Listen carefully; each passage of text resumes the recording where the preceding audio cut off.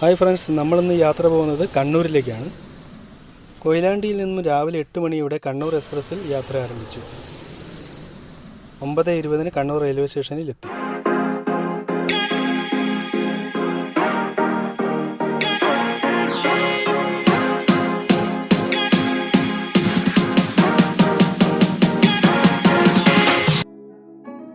Railway സ്റ്റേഷനിൽ നിന്നും ഒരു ഓട്ടോയിൽ സെയിൻറ്റ് ആഞ്ചലോ ഫോർട്ട് കാണാൻ പോവുകയാണ്.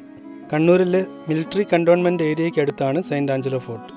ഫോർട്ടിന് മുൻവശത്തുള്ള പാർക്കിംഗ് ഏരിയയാണ് നാം കാണുന്നത്. വളരെ വലിയ പാർക്കിംഗ് ഏരിയയാണിത്. ഇവിടെ നിന്നും ഫോർട്ടിലേക്ക് പോകുന്ന വഴിയാണ് ടിക്കറ്റ് കൗണ്ടർ. ഒരാൾക്ക് 25 രൂപയാണ് ചാർജ്. ഫോറിനേഴ്സിന് 300 രൂപയാണ്. റെയിൽവേ സ്റ്റേഷനിൽ നിന്നും 3.5 കിലോമീറ്റർ ദൂരമുണ്ട് ഇവിടേക്ക്. ഇത് കണ്ണൂർ കോട്ട എന്നും അറിയപ്പെടുന്നു. അറബിക്കടലിന് അഭിമുഖമായി സ്ഥിതി ചെയ്യുന്ന കോട്ടയാണിത്. സമുദ്രനിരപ്പിൽ നിന്നും 40 അടി ഉയരത്തിലാണ് കോട്ട നിർമ്മിച്ചിട്ടുള്ളത്. 1505 ആദ്യത്തെ പോർച്ചുഗീസ് വൈസ്രോയിയായ ഡോൺ ഫ്രാൻസിസ്കോ ഡി അൽമേഡ നിർമ്മിച്ചതാണിത്. ആർക്കിയോളജിക്കൽ സർവേ ഓഫ് ഇന്ത്യയുടെ കീഴിലാണ് ഇപ്പോൾ ഈ കോട്ട. വെട്ടുകല്ലിൽ ത്രികോണ ആകൃതിയിലാണ് ഈ കോട്ടയുടെ നിർമ്മാണം. ഇത് മുൻപ് കോലത്തിരി രാജാവിൻ്റെ ഉടമസ്ഥതയിലുള്ള സ്ഥലമായിരുന്നു. 158 വർഷം പോർച്ചുഗീസുകാരുടെ ഉടമസ്ഥതയിലായിരുന്നു ഈ കോട്ട. കോട്ടയിലേക്കുള്ള പ്രവേശന കവാടത്തിൻ്റെ ഇരുവശത്തുമായി 2 പീരങ്കികൾ നമുക്ക് കാണാൻ കഴിയും. പ്രവേശന കവാടത്തിന് മുകളിലായി ഫോർട്ട് സെയിൻറ്റ് ആഞ്ചലോസ് എന്ന് രേഖപ്പെടുത്തിയിരിക്കുന്നു.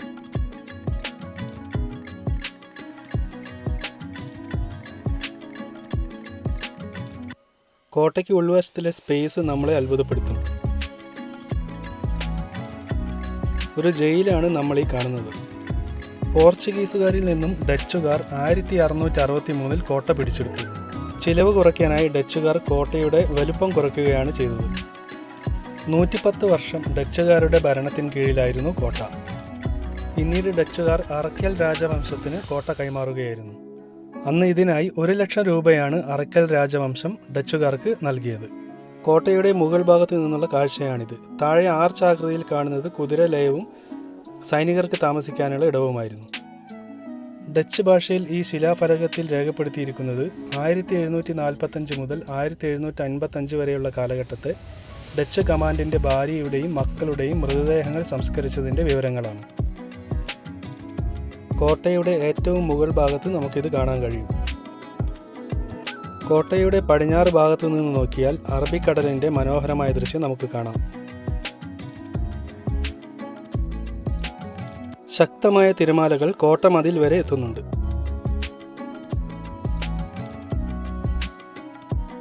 നമ്മൾ ഈ കാണുന്ന തീരപ്രദേശം മിലിറ്ററി കണ്ടോൺമെൻറ്റ് ഏരിയയാണ്. കോട്ടയുടെ പടിഞ്ഞാറ് ഭാഗത്തുകൂടെ അറബിക്കടലിൻ്റെ കാഴ്ച ആസ്വദിച്ചുകൊണ്ട് നടക്കാനുള്ള സൗകര്യമുണ്ട്. ധർമ്മടം തുരുത്ത് നമുക്ക് ഇവിടെ നിന്ന് നോക്കിയാൽ കാണാം.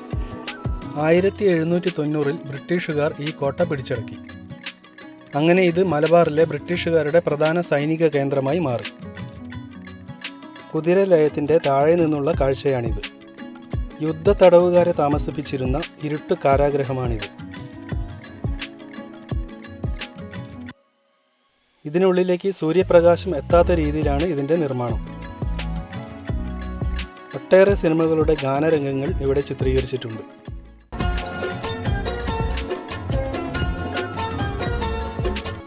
കോട്ടയ്ക്കുള്ളിൽ ഒരു രഹസ്യ തുരങ്കമുണ്ടെന്ന് പറയപ്പെടുന്നു.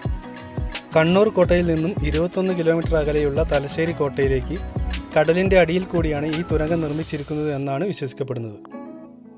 സൈനികർക്ക് രക്ഷപ്പെടാനാണ് ഈ തുരങ്കം ഉപയോഗിച്ചിരുന്നത്. കടലിലൂടെ വരുന്ന ശത്രുക്കളെ നേരിടാൻ വേണ്ടി കോട്ടയിൽ ഉറപ്പിച്ചിരിക്കുന്ന പീരങ്കികളാണിത്. 1 കിലോമീറ്റർ വരെ റേഞ്ച് ഉണ്ടായിരുന്ന പീരങ്കികളാണ് ഇതെല്ലാം. പോർച്ചുഗീസുകാർ, ഡച്ചുകാർ, അറക്കൽ രാജവംശം, ബ്രിട്ടീഷുകാർ എന്നിവരുടെ കൈവശമുണ്ടായിരുന്ന ഈ കോട്ടയിൽ നിന്ന് ഈ അടുത്ത കാലത്ത് നടന്ന റിനോവേഷൻ വർക്കിനിടയിൽ 35,950ഓളം പീരങ്കി ഉണ്ടകൾ കിട്ടിയിട്ടുണ്ട്. 4 കുഴികളിലായി മണ്ണിനടിയിൽ കുഴിച്ചിട്ട നിലയിലായിരുന്നു ഈ പീരങ്കി ഉണ്ടകൾ. കോട്ടയ്ക്കുള്ളിലെ ക്രിസ്ത്യൻ പള്ളിയായിരുന്നു ഇത്. മുകളിലായി കാണുന്നത് പഴയ ലൈറ്റ് ഹൗസാണ്.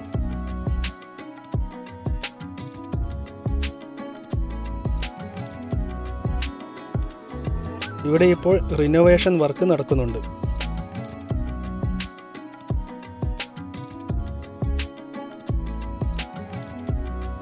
കോട്ടയുടെ മുകൾ ഭാഗത്തേക്ക് കയറുവാനുള്ള പടവുകളാണിത്. കോട്ടയ്ക്ക് അകത്തുള്ള വഴികളെല്ലാം ചെങ്കല്ല് വിരിച്ച് മനോഹരമാക്കിയതാണ്. മരങ്ങൾക്ക് ചുവട്ടിലും മറ്റും ഇവിടെ വരുന്ന സന്ദർശകർക്ക് ഇരിക്കാൻ സൗകര്യമൊരുക്കിയിട്ടുണ്ട്.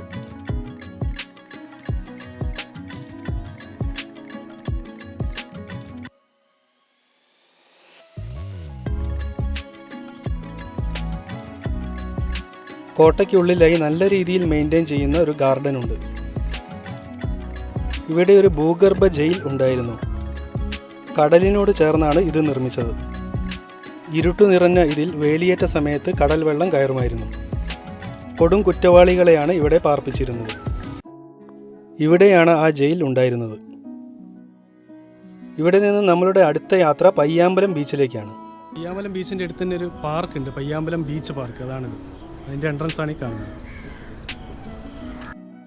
ഇവിടെ ഒരു കനാലുണ്ട്. ഈ കനാലിന് മുകളിലൂടെയുള്ള പാലത്തിലൂടെയാണ് നമ്മൾ പയ്യാമ്പലം ബീച്ചിലേക്ക് പ്രവേശിക്കുക. ഈ പാലം കടന്നെത്തുമ്പോൾ നമ്മൾ ആദ്യം കാണുന്നത് കണ്ണൂരിലെ പ്രമുഖ രാഷ്ട്രീയ വ്യക്തിത്വങ്ങളുടെ സ്മാരകങ്ങളാണ്.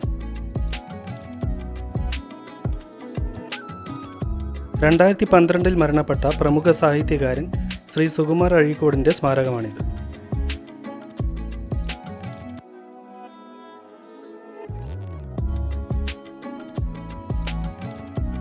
മുൻ മന്ത്രിയും മുതിർന്ന കമ്മ്യൂണിസ്റ്റ് നേതാവുമായിരുന്ന NV രാഘവൻ്റെ സ്മാരകമാണിത്. 2004 അന്തരിച്ച കേരളത്തിലെ 9ാമത്തെ മുഖ്യമന്ത്രിയായിരുന്ന സഖാവ് EK നായനാരുടെ സ്മാരകമാണിത്.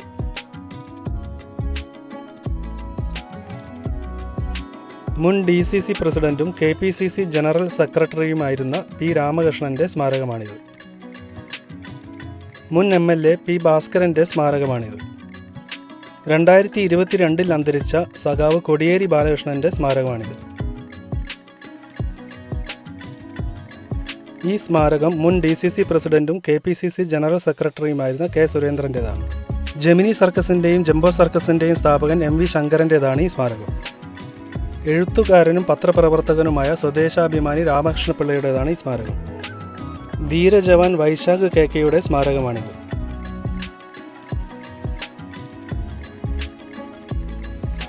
ഇങ്ങനെ ഒട്ടനവധി പ്രമുഖ വ്യക്തികളുടെ സ്മാരകങ്ങൾ നമുക്കിവിടെ കാണാം.